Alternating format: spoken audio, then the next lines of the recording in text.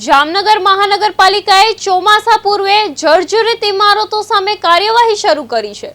અગાઉ કરવામાં આવેલા સર્વે બાદ નોટિસ અપાયેલી જૂના રેલવે સ્ટેશન નજીક આવેલી આશરે 80 વર્ષ જૂની ગીતા લોજને તોડવાની કામગીરી હાથ ધરવામાં આવી છે।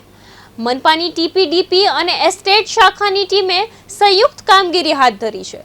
ચોમાસા દરમિયાન જોખમરૂપ બની શકે તેવી શહેરની અન્ય 16 જેટલી જર્જરિત ઇમારતો સામે પણ તબક્કાવાર કાર્યવાહી કરવામાં આવશે।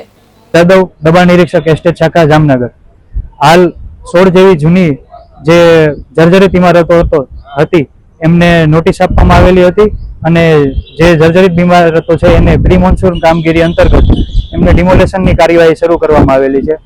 હાલ એમાં ફર્સ્ટ પ્રાયોરિટીમાં રાખી અને રેલવે સ્ટેશનની નજીક આવેલી ગીતા લોજ છે એમની ડિમોલેશનની કાર્યવાહી શરૂ કરેલી છે। આવી જ રીતે જામનગર શહેરની અંદર આવેલી જે જર્જરિત ઇમારતો છે એમને આગામી સમયમાં ડિમોલિશન કરવામાં આવશે અને જે પબ્લિક માટે એક ઇમારત છે જે કોઈ પણ